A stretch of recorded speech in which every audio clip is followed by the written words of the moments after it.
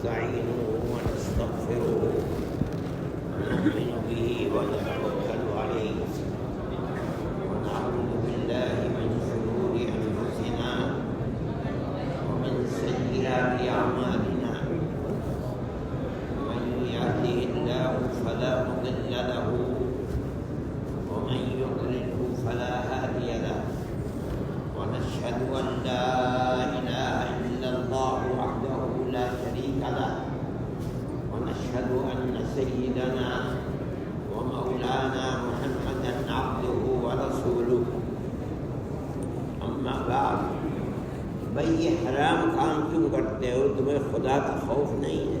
عذاب سے ڈرنا چاہیے. نہیں ڈرو گے اگر خدا نہ خواستہ موت ایمان کے اوپر نہ ہوئی کیونکہ خدا کے عذاب سے ڈرتے نہیں ہو تو کیا انجام ہوگا؟ سوچنا چاہیے. قرآن میں اللہ نے فرمایا ہے کہ جس کسی کو بھی پکڑتے ہیں ہم عذاب میں مصیبت کا شکار بنتا ہے وہ دنیا اور آخرت میں وہ معصیت اور گناہ کی وجہ سے ہوتا ہے. مگر مسلمان ہے اس کو یہ خیال ہی نہیں کہ موت آئے گی تو کیا اللہ کو کل کو جواب دے گا، کچھ پتہ نہیں. اللہ فرماتا ہے فَكُلًّا أَخَذْنَا بِذَنبِهِ، ہم نے جس کسی کو بھی اپنے عذاب میں پکڑا گناہ کی وجہ سے پکڑا. اگر آدمی کو گناہ ہی نہیں محسوس ہوتا بڑی بدبختی کی بات ہے. خدا کے گھر میں بیٹھے ہوئے ہو، روزے سے ہو اور اس کے باوجود بھی گناہ کرنے سے آدمی کے دل کے اندر کوئی خوف نہیں کھڑا ہوتا.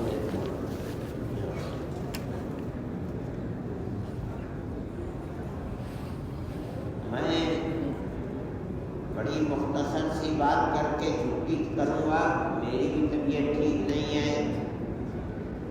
یا ایھا الناس کلوا مما فی الارض حلالا طیبا ولا تتبعوا خطوات الشیطان. اے لوگو زمین کے اندر جو بھی نعمتیں ہیں ان کو کھاؤ. شرط یہ ہے کہ حلال کو کھاؤ، حرام کو نہ کھاؤ. جو چیز تمہارے جسم میں لگے، مفید ہو، فائدہ دینے والی ہو اور حلال ہو، دونوں چیزیں اس کو کھاؤ. یہ اللہ کا حکم ہے.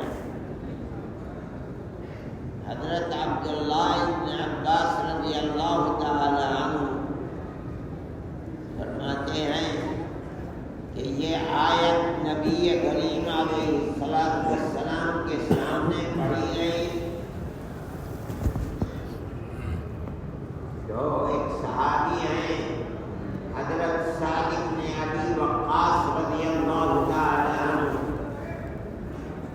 وہ کھڑے ہوئے اور کہا کہ یا رسول اللہ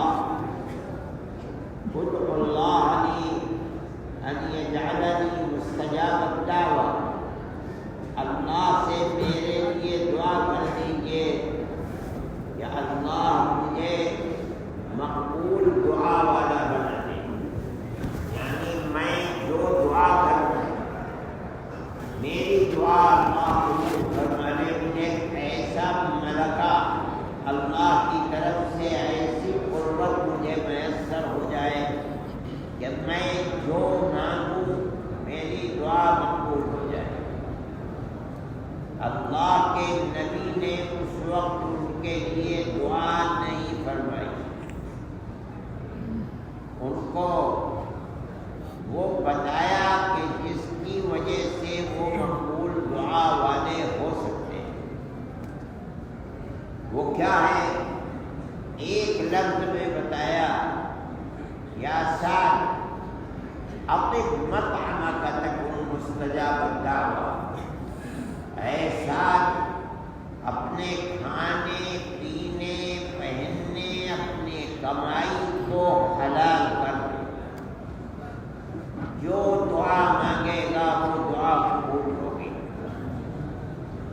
یعنی تیرے پیٹ کے اندر جو رزق جا رہا ہے حلال ہونا چاہیے، حرام نہ ہو۔ اگر حرام ہوگا اور تو جس زبان سے مانگ رہا ہے اس زبان میں طاقت حرام کھا کر بنی ہے، جن ہاتھوں کو اٹھا کر دعا کر رہا ہے ان ہاتھوں میں طاقت حرام کھا کر بنی ہے، تو تو مانگے گا تو اللہ تیری دعا کو قبول نہیں فرمائے گی۔ اس لیے انسان دعا ہی کا مدار نہیں ہے، ہر عبادت آپ نے فرمایا کہ اگر ایک لقمہ بھی حرام کا کھایا ہے تو جب تک اس لقمے کا اثر جسم میں رہے گا اس کی نماز بھی قبول نہیں ہوگی۔ اس کا مطلب یہ ہے کہ اگر حرام کھاتا ہے نماز پڑھتا ہے تو نماز مقبول نہیں ہوگی، روزہ رکھتا ہے تو روزہ مقبول نہیں ہوگا۔ اگر حرام کھانے اور کمانے والا حج کرتا ہے تو اس کا حج قبول نہیں ہوگا۔ اگر وہ اللہ اللہ الا اللہ کی ضرب لگاتا ہے اس کا یہ ذکر مقبول نہیں ہوگا۔ بنیاد کیا ہے؟ بنیاد صرف یہ ہے کہ اس کی کمائی حلال نہیں ہے، حرام ہے۔ یہ قرآن کہتا ہے۔ یہاں ایک بہت بڑا مجمع ہے جو اللہ کا ذکر کرنے کے لیے آئے ہیں اور رمضان کے اندر اخیر عشرہ خاص طور پر گزارنے کی طلب ہے تاکہ اللہ کی رضا میسر ہو سکے۔ جہاں ہیں مسجد کے اندر اللہ کی عبادت کرتے ہیں، لیکن اس بات کو سمجھنا چاہیے کہ کوئی عبادت کوئی دعا بغیر اس کے مقبول نہیں ہے کہ وہ اپنی کمائی اپنے کھانے کو اپنے پہننے کو حلال بنائے۔ اگر اس کے اندر حرام کی ملاوٹ ہوئی ہے تب بھی اس کی عبادت قبول نہیں ہوگی۔ وہ رو رو کر کے دعا مانگے گا اس کی دعا قبول نہیں ہوگی۔ یہ اللہ کا حکم ہے۔ نبی کریم علیہ السلام یہ تعلیم امت کو دیا کرتے تھے۔ حضرت سعد رضی اللہ تعالی عنہ کو یہی تعلیم دی کہ تم اپنے کھانے کو حلال کرو، جو مانگو گے جو دعا مانگو گے اللہ اس دعا کو قبول کرے گا۔ اس کا مطلب یہ ہے کہ ساتھ تمہاری کوئی خصوصیت نہیں ہے، بلکہ میری امت کا کوئی بھی آدمی چاہے وہ عرب کا ہو یا عجم کا ہو، ہندوستان کا ہو یا امریکہ کا ہو، چاہے آج چاہے 1000-2000 سال کے بعد ہو، ایک اصول ہے کہ اگر اللہ کے یہاں دعا کو قبول کرانا چاہتا ہے کوئی آدمی تو اپنے کھانے کو اپنے کمانے کو حلال کرے، اس کے اندر حرام کی ملاوٹ نہ ہو، اور اگر ملاوٹ ہوگی تو اس کی دعا قبول نہیں ہوگی۔ ہر عبادت کے اندر دعا ہے۔ نماز سب سے بڑی عبادت ہے، دعا ہی حج اتنی بڑی عبادت ہے، آدمی قدم قدم کے اوپر دعا کرتا ہے۔ جب دعا مقبول نہیں اور جب تک پیٹ کے اندر یہ حرام روٹی ہے نماز مقبول نہیں تو حج کہاں سے قبول ہو جائے گا؟ اور اگر اس کمائی سے آدمی صدقہ کرتا ہے، صدقے کا مطلب ہے کہ فقیر کو دے رہا ہے اللہ کی رضا کے لیے، اور وہ کمائی حرام ہے، تو اس کا خطرہ ہے کہ کہیں یہ کافر نہ ہو جائے۔ حرام دے رہا ہے اور اللہ کی رضا کے لیے دے رہا ہے، یہ تو بہت بڑا گناہ ہے۔ وہ حضرات جو اللہ کی عبادت کرتے ہیں ان کے لیے بہت بڑی چیز ہے کہ وہ عبادت کریں اور ان کا کھانا پینا پہننا کمانا سب حلال کا ہو۔ اگر خطرہ ہے حرام کا اس سے اپنے آپ کو بچائیں۔ اگر ایسا نہیں کریں گے تو ان کی عبادت اللہ کے یہاں مقبول نہیں ہو پائے۔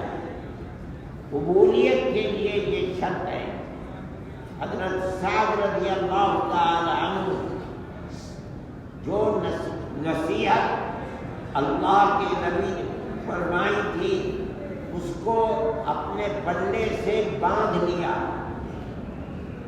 مشہور تھے صحابہ میں کہ سعد مستجاب الدعوات، جو دعا کرتے تھے اللہ اس دعا کو قبول فرماتا تھا۔ کیوں؟ جو نصیحت اور نسخہ رسول اللہ صلی اللہ علیہ وسلم نے بتایا تھا، حضرت سعد رضی اللہ تعالی عنہ نے اس نسخے کو اپنے دامن سے باندھ لیا۔ آج کی صورت یہ ہے کہ مسلمان اپنے آپ کو مسلمان کہتا ہے لیکن اسے حرام اور حلال کی کوئی پرواہ نہیں ہے۔ کمانا کھانا حرام ہو کوئی فکر نہیں، کام جو کر رہا ہے وہ حرام ہے، وہ یہ سمجھتا ہی نہیں کہ اس کے اندر کوئی نقصان نہیں۔ صحابہ کرام رضوان اللہ علیہم اجمعین یہ کیا کرتے تھے کہ اپنی روزی کو دیکھتے تھے، اگر ذرا بھی خطرہ اس کا ہے کہ اس کے اندر کوئی چیز حرام ہوگی اپنے آپ کو بچاتے تھے۔ کیوں؟ اللہ کے نبی نے یہ فرمایا اور قرآن کے اندر اللہ نے یہ فرمایا۔ رمضان کی ان گھڑیوں کو خاص طریقے پر سمجھنا چاہیے کہ اللہ تعالی نے جو فرمایا ہے ہم اپنی زندگی میں عہد کرتے ہیں کہ اپنے آپ کو ہر حرام سے بچائیں گے۔ میرے بھائی، رمضان کے 2 حصے گزر چکے، اب یہ آخری حصہ ہے۔ اللہ نے ہمارے اوپر کرم فرمایا ہے، عنایت فرمائی ہے کہ ہمیں زندگی عطا فرمائی، یہاں تک کہ ہم ان دن اور راتوں تک پہنچ گئے جو اللہ تعالیٰ کی مغفرت اور رحمت کی خاص راتیں ہیں۔ آج تک 20 دن گزرنے کو ہیں، پہلا عشرہ، پہلے 10 دن یہ اللہ کی رحمت کے دن اللہ کے نبی نے بتائے ہیں، اور دوسرے 10 دن یہ مغفرت گناہوں کی معافی کے دن اور رات ہیں۔ آج سے جو دن اور رات آ رہے ہیں، کل سے 10 دن کے، جس میں آپ اعتکاف کر رہے ہیں، اللہ کے نبی نے فرمایا یہ تو جہنم کے عذاب سے آزادی کے خاص طریقے کے اوپر دن اور رات ہیں۔ ان کو اللہ کی بہت بڑی رحمت سمجھنا چاہیے۔ ان دن اور راتوں میں اپنے آپ کو گناہوں سے بچانا چاہیے، عہد کرنا چاہیے کہ اے اللہ ہم کبھی گناہ نہیں کریں گے، ہم نے جو گناہ کیے ہیں انہیں معاف کر دیجیے۔ اس خاص طریقے کے اوپر اگر مومن اللہ سے دعا کرے گا اور یہ سمجھ کر کرے گا کہ مجھے گناہوں کو چھوڑنے کی بنیاد پر اللہ جہنم سے آزاد فرما دیں گے، تو مومن کے لیے یہ بہت بڑی نعمت ہے، بہت بڑا احسان ہے بندے کے اوپر کہ وہ یہ دعا کرے اور اللہ تعالیٰ اس کو جہنم سے آزاد فرما دے۔ اصل میں تو آزادی رمضان کی ہر رات میں ہے۔ نبی کریم علیہ السلام نے فرمایا کہ رمضان کی ہر رات میں اللہ تعالیٰ بے شمار گناہ گاروں کو جو جہنم کے مستحق ہو گئے تھے، لیکن ہر رات میں ان کو جہنم سے نکال کر کے ان کے استحقاق کو ختم کر کے جنت کے اندر ان کو مستحق بناتے ہیں اور بھیجتے ہیں۔ لیکن آخر کے اندر اللہ کی رحمت کو ایک بہت جوش ہوتا ہے، خاص طریقے کے اوپر یہ اخیر عشرہ اور خاص طریقے پر اس کے اندر جو طاق راتیں ہیں 21، 23، 25، 27 اور 29 رات، یہ اللہ کی مغفرت کی خاص راتیں ہیں۔ اس لیے گناہوں سے بچنا چاہیے اور اللہ تعالیٰ سے دعا کرنی چاہیے کہ اے اللہ جو گناہ ہم نے کیے ہیں انہیں معاف فرما دے۔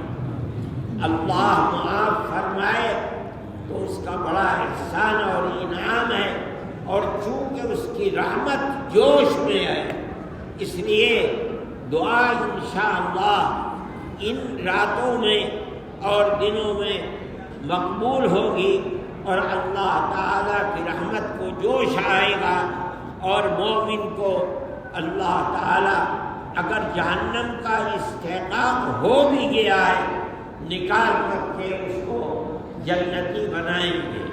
اس لیے اپنے ذکر کے اندر خصوصیت سے بہت زیادہ متوجہ ہونا چاہیے، رو رو کر دعا کرنی چاہیے۔ جو گناہ ہو چکے ہیں ان کی مغفرت صرف استغفار اور رو کر کے اللہ سے یہ کہنا کہ اے اللہ جو گناہ ہوئے ہیں انہیں معاف فرما دے، اب میں یہ گناہ نہیں کروں گا۔ یہی معنی ہے توبہ کے، استغفر اللہ ربی من کل ذنب واتوب الیہ، اور میں گناہ چھوڑ کر اللہ کی طرف متوجہ ہوتا ہوں۔ یہ دعا کرنی چاہیے، اور اس دعا کے کرنے سے ہماری کشتی پار ہو جائے گی اگر اللہ کی توجہ اور عنایت ہماری طرف ہو گئی، اور ضرور ہوگی، اس لیے کہ اس وقت اللہ کی رحمت کو جوش ہوتا ہے۔ جس وقت رات کے آخر حصے میں دعا کرتے ہیں، روتے ہیں، اس وقت اللہ کی رحمت بہت جوش میں ہوتی ہے۔ نبی کریم علیہ السلام نے فرمایا کہ آخر شب میں اللہ تعالی عرش و کرسی سے نیچے جو سب سے نچلا آسمان ہے، یعنی دنیا کا آسمان، اس پر آ جاتے ہیں۔ اللہ کی رحمت بندوں سے قریب ہو جاتی ہے، اور وہاں آواز لگاتے ہیں، حل من سائل فاجیب دعوتہ، ہے کوئی اس وقت مجھ سے مانگنے والا تاکہ میں اس کی دعا کو قبول کر لوں؟ کوئی ہے جو اپنے گناہوں کی مغفرت مجھ سے اس وقت چاہے؟ میری رحمت کے دروازے کھلے ہوئے ہیں، جوش میں ہے، جو مانگے گا اس کو دیا جائے گا۔ اس لیے خاص طریقے کے اوپر دعائیں کرنی چاہیے، اور جو دعا رات کے آخر حصے میں جب آپ تہجد کے بعد دعا کرتے ہیں مانگی جاتی ہے، وہ مقبول ہے، اور اللہ سارے گناہوں کو معاف کر دے گا۔ لیکن ایک بات یاد رکھنی چاہیے، گناہ دو طرح کے ہیں، ایک تو اللہ کے گناہ ہیں، اللہ نے منع کیا یہ نہ کرو، یہ اللہ کے گناہ ہیں۔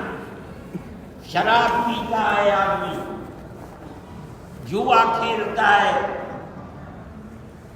مسلمان ہے، خدا نے پیسہ دے دیا ہے، داڑھی مڑاتا ہے روزانہ، خدا کے اور اللہ کے نبی کے دشمنوں کی صورت بناتا ہے، اس کی معافی استغفار ہے۔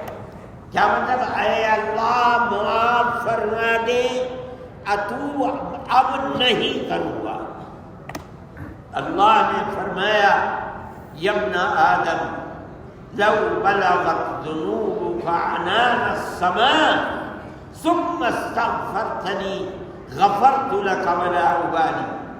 اے آدمی، اگر تو نے اتنے گناہ کیے کہ تیرے گناہ آسمان تک پہنچ گئے، پہاڑ بن گئے، اگر تو پھر بھی مجھ سے استغفار، اے اللہ معاف فرما دے، اب نہیں کروں گا، تو میں تیرے گناہوں کے پہاڑ بھی معاف کر دوں گا۔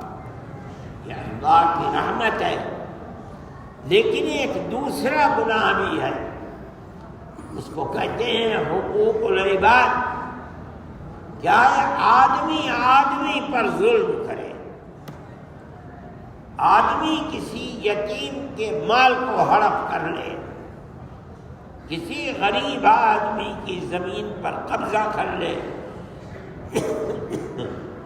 کسی سے قرض لے اور ادا نہ کرے، یہ بڑا عظیم گناہ ہے۔ چاہے کتنی نمازیں پڑھ لے، چاہے کتنے حج کر لے، چاہے کتنی ہی استغفار کر لے، کسی آدمی کی پھوٹی پھوٹی کوڑی بھی اللہ معاف نہیں کرے۔ کسی آدمی کا حق بھائیوں نے بہنوں کا حق لے لیا، وراثت کا حق انہیں نہیں دیا، بھائی نے بھائی کا حق لے لیا، پڑوسی کا حق لے لیا، اپنوں کا حق لیا، پرائیوں کا حق لیا۔ کتنی ہی توبہ اور استغفار کر لے، کتنے ہی روزے رکھ لے، کتنی ہی حج کر، کسی کا ایک چھدام بھی اللہ معاف نہیں کرے۔ یہ تو دو طرح معاف ہو سکتا ہے، جس کا حق دنیا میں لیا ہے واپس کر دے موت سے پہلے، ختم ہو گیا مسئلہ، یا واپس نہیں، ہاتھ جوڑ کر پیر پکڑ کر معاف کرا دے۔ اگر اس نے معاف کر دیا، اللہ کے یہاں کوئی دار و گیر نہیں ہے۔ اس کو سمجھنا چاہیے۔ مومن یہ سمجھتا ہے کہ کسی کا حق لے لینا کوئی عیب نہیں ہے، کوئی بات نہیں ہے۔ یہ اتنا بڑا گناہ ہے کہ قیامت کے دن اپنی نمازیں، اپنے روزے، اپنے حج، اپنے عمرے، سب کچھ ہی اس گناہ کے نتیجے میں ضبط ہو سکتے ہیں اور ختم ہو جائیں گے۔ اس لیے میرے بھائی، ذکر کرنے والوں کو خاص طور پر اور عام طور پر ہر مومن کو یہ عہد کرنا چاہیے کہ جو گناہ ہم سے ہو گئے وہ غلطی ہے، اے اللہ ہمارے گناہوں کو معاف فرما دے۔ ہم توبہ کرتے ہیں، جو کیا اس سے واپس آتے ہیں، ہمارے گناہوں کو معاف فرما دے۔ اور اگر کسی کا حق ہے گردن کے اوپر تو یہ سمجھے کہ وہ اتنا بڑا گناہ ہے، اللہ اسے معاف نہیں کرے گا۔ یہ تو دو طرح سے معاف ہو سکتا ہے بس، یا تو اس کا حق اس کو واپس کر لیا جائے، یا اس سے ہاتھ جوڑ کر پیر پکڑ کر معاف کرا دیا جائے۔ اور اگر موت آ گئی اور یہ نہیں ہوا تو کب قیامت کے دن دینا پڑے گا، اور وہاں کچھ نہیں ہوگا، اپنی عبادتیں دے کر کے پیچھا چھڑانا پڑے گا۔ میرے بھائی، اللہ کے ذکر کرنے والوں کو خصوصیت کے ساتھ اپنے ذکر کی طرف توجہ دینی چاہیے۔ صوفیہ کہتے ہیں کہ ذکر کا فائدہ جب ہی ہوگا جو ذکر کر رہا ہے اس کے معنی کیا ہے، ان معنی کو دھیان میں رکھ کر ذکر کریں۔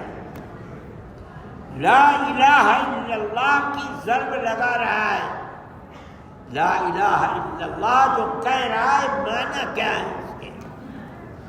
کوئی اللہ نہیں ہے، بس وہی اللہ ہے جو میرے دل کے اندر ہے، میرا اللہ وہی ہے، اس کے سوا کوئی اللہ نہیں ہے۔ ہر ضرب کے اندر اس معنی کو اپنے سامنے رکھیں۔ دوسری چیز یہ ہے کہ پابندی کرے، یہ نہیں کہ رمضان میں آیا تو یہاں آخر عشرے میں یا 30 راتوں کے اندر ذکر کیا اور گھر گیا اور چھوڑ دیا۔ ذکر کی پابندی چھوٹ جانا یہ دلیل ہے صوفیہ کے نزدیک کہ ان 30 دنوں کا ذکر مقبول نہیں ہے۔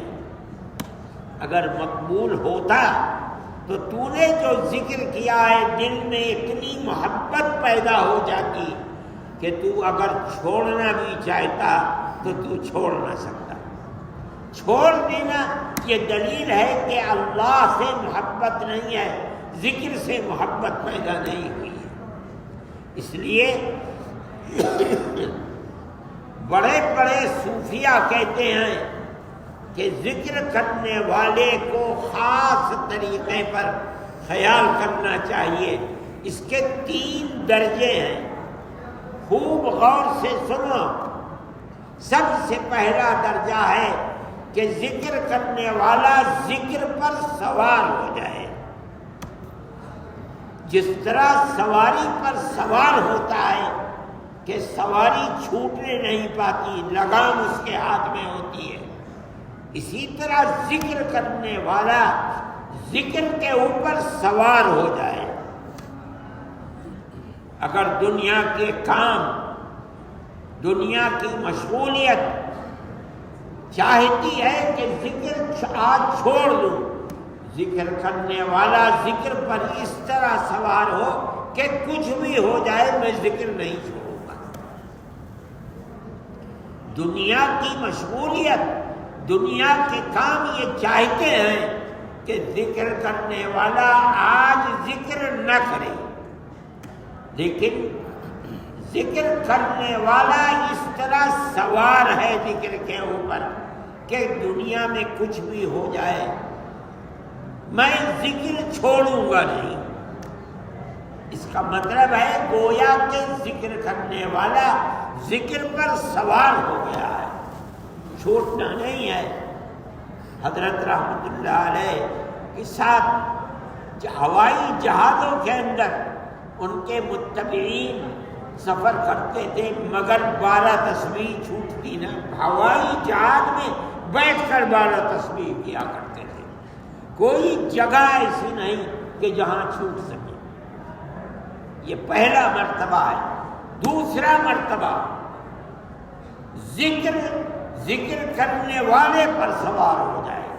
اتنی محبت ذکر کرتے کرتے دل میں ذکر کی پیدا ہو جائے کہ اگر ذکر کرنے والا چاہے بھی کہ آج چھوڑ دوں تو ذکر کی محبت اسے چھوڑنے نہیں دیتی۔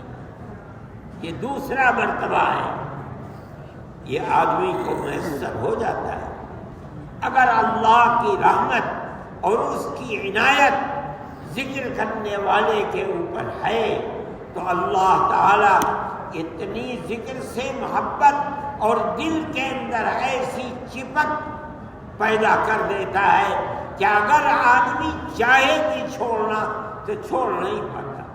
نماز کا آدمی پابند ہے، مان لیجئے سفر میں پانی نہیں مل رہا، جس کے اوپر نماز سوار ہے آدمی بےتاب پھرتا ہے کہیں سے پانی مجھے چاہیے۔ یہ بےتابی کہاں سے؟ یہ نماز اس کی گردن کے اوپر سوار ہے۔ مداومت، ہمیشگی، بغیر ناغے کے ذکر کرنے سے اللہ یہ صفت پیدا کر دیتا ہے۔ یہ دوسرا مرتبہ ہے۔ اور دیکھو تیسرا مرتبہ سب سے بڑا مرتبہ ہے، وہ یہ ہے کہ مذکور یعنی اللہ کی ذات ذاکر ذکر کرنے والے کے اوپر سوار ہو جائے۔ اٹھنا، بیٹھنا، چلنا، پھرنا، سونا، جاگنا، مذکور یعنی اللہ کی محبت اور طلب دل کے اندر ایسی ہے کہ سو رہا ہے تب، جاگ رہا ہے تب، لوگوں کے مجمع میں ہے تب، تنہا ہے تب، گھر ہے باہر، ہر وقت اللہ یاد رہتا ہے۔ اس کا مطلب ہے کہ مذکور جس کا ذکر کیا گیا اللہ سوار ہو گیا اس کے اوپر۔ یہ بڑی عجیب چیز ہے۔ یہ وہ وقت ہے کہ اگر آدمی موت کے وقت بے ہوش ہو گیا، 10 دن 5 دن بے ہوشی کی کیفیت کے اندر ہے، اتنا ذکر ہوا کہ مر رہا ہے مگر زبان سے اللہ اللہ اللہ چل رہا ہے۔ پاس انفاس میں اتنا ملکہ حاصل ہو گیا کہ مر رہا ہے، ہوش نہیں ہے مگر اللہ اللہ چل رہا ہے۔ ذکر کی یہ خصوصیات ہیں، اس کو سمجھنا چاہیے اور ذکر اسی طرح کرنا چاہیے۔ اور اسی لیے لوگ خانقاہوں میں آتے ہیں، بیٹھتے ہیں، اللہ کا ذکر کرتے ہیں، مگر یاد رکھیے یہ جبھی ہوگا جب دل لگا کر معنی کو سمجھ کر ایسی پابندی کہ زمین و آسمان کچھ بھی ہو جائے، کوئی پیدا ہو یا کوئی مرے، مجھے اپنے ذکر کو نہیں چھوڑنا۔ اکابر رحمہم اللہ اسی طرح ذکر کیا کرتے تھے اور اس کے نتائج ان کی زندگی میں اسی طرح ظاہر ہوتے تھے۔ میں نے ایسے بزرگوں کو دیکھا ہے کہ جو کئی دن بلکہ بہت دنوں تک بے ہوشی کی کیفیت کے اندر پڑے ہیں، لیکن جب ان کے منہ کھلے اور دیکھا تو زبان سے اللہ اللہ اللہ چل رہا ہے۔ یہ اسی بنیاد پر کہ ذکر کیا اور پابندی کے ساتھ کیا، اللہ کی رحمت متوجہ ہو گئی۔ اب اس رحمت کی بنیاد کے اوپر یہ ملکہ اللہ تعالی ذکر کرنے والے کو عطا فرما دیتا ہے۔ اس لیے رمضان کی ان آنے والی 10 راتوں کو غنیمت سمجھیے، گناہوں سے توبہ کیجیے، اپنے آپ کو جناب رسول اللہ صلی اللہ علیہ وسلم موت کے بعد جن کی شفاعت کے بغیر کشتی پار نہیں لگے گی، ان کی رضا کو سامنے رکھتے ہوئے اور اس سے زیادہ اللہ کی رضا کو سامنے رکھتے ہوئے اپنی زندگی کو گناہوں سے بچانا چاہیے۔ اللہ ہم سب کی دنیا اور آخرت کو آباد فرمائے، دنیا کو بھی اللہ کے نبی اور اللہ کے حکم کے مطابق گزارنے کی توفیق عطا فرمائے، اور آخرت میں بھی اللہ تعالی ہمیں گناہوں سے پاکی کی بنیاد پر ہمارے چہروں کو سیاہی سے بچا کر اللہ تعالی سفید اور نورانی بنائے۔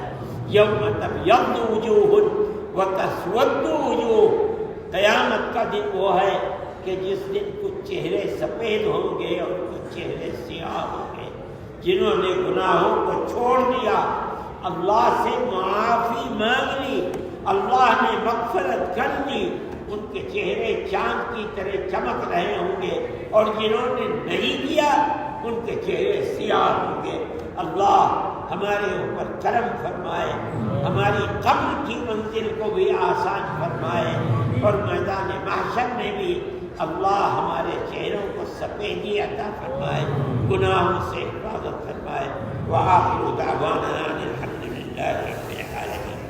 لم یلد ولم یولد ولم یکن له کفوا احد۔ اے اللہ ہمارے دل کے اندر گناہوں سے نفرت پیدا فرما دے، جس چیز سے آپ راضی نہیں ہیں ان کی نفرت ہمارے دل میں پیدا فرما دیجیے، اور جس چیز سے آپ اور آپ کے حبیب حضرت محمد صلی اللہ علیہ وسلم راضی ہیں اس کی محبت ہمارے دلوں کے اندر پیدا فرما دے۔ اے اللہ ہر گناہ کی نفرت ہمارے دل میں پیدا فرما، ہمیں گناہوں سے بچا۔ اے اللہ رمضان کی ان مبارک راتوں میں ہماری مغفرت فرما دے، ہمیں جہنم سے آزاد فرما دے۔ یہ رات اور دن عتق من النار، جہنم سے آزادی کے رات اور دن ہیں۔ اے اللہ آپ نے ہمیں توفیق دی روزے رکھنے کی، اب ہمیں توفیق عطا فرما دیجئے جہنم کی آزادی کی طلب کی۔ اے اللہ ہم آپ سے بھیک مانگتے ہیں، آپ ہم پر کرم فرما دیجئے، ہمیں گناہوں سے آزاد فرما دیجئے۔ ہم اپنے گناہوں کی وجہ سے جو جہنم کے مستحق اگر بنا دیے گئے ہیں تو آپ اپنے فضل سے ہمیں جہنم سے نکال کر جنت کا مستحق بنا دیجئے۔ اے پروردگار یہ عتق من النار کے دن ہیں، راتیں ہیں، اے اللہ ان راتوں کو ہمارے لیے مغفرت کا ذریعہ بنا دیجئے۔ اے اللہ ہمیں اپنے فضل و کرم سے نوازیے، ہمارے اعزاء اور اقرباء کو فضل و کرم سے نوازیے، ہماری اولاد کو عفت و پاک دامنی عطا فرمائیے، حیا ایمانی عطا فرمائیے۔ اے اللہ ہمارے ملنے جلنے والوں پر کرم فرمائیے، فضل فرمائیے، ہم سے محبت رکھنے والوں سے آپ محبت فرمائیے۔ اے اللہ ہماری دنیا کو بھی بہتر فرما دیجئے، ہماری آخرت کو بھی بہتر فرما دیجئے۔ اے پروردگار زندگی گناہوں میں گزر گئی ہے، اے الہ العالمین اب آپ سے بڑھاپے میں جب موت سر پر سوار ہے، اے اللہ دعا کرتے ہیں کہ آپ ہماری زندگی کو خیر و برکت کی زندگی بنا دیجئے۔ اے الہ العالمین گناہوں سے معاف فرما دیجئے۔ اے پروردگار آپ ہمارے اللہ ہیں اور ان دنوں کے اندر آپ کی رحمت جوش پر ہوتی ہے، ہم آپ سے مانگ رہے ہیں، آپ سن رہے ہیں۔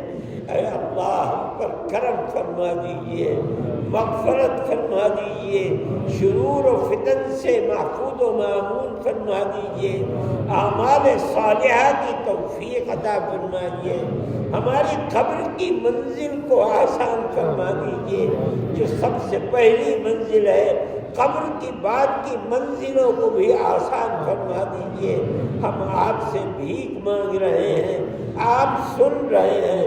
اے اللہ ہماری اس کوشش کو رائگاں نہ فرمائیے، فضل فرمائیے، اور جو گناہ ہو رہے ہیں ہمارے دل کے اندر اپنی خشیت اور خوف پیدا فرما دیجئے، ہمیں گناہوں سے بچا دیجئے، گناہوں اور لغزشوں سے اے الہ العالمین ہمیں آزاد فرما دیجئے، توجہ فرمائیے، عنایت فرمائیے، گناہوں کی نفرت اور خوف آخرت ہمارے دلوں کے اندر پیدا فرما دیجئے، مغفرت فرمائیے، اور جناب رسول اللہ صلی اللہ علیہ وسلم کے طریقے پر چلنے کی توفیق عطا فرمائیے۔ صلی اللہ تعالی علی خیر خلقہ سیدنا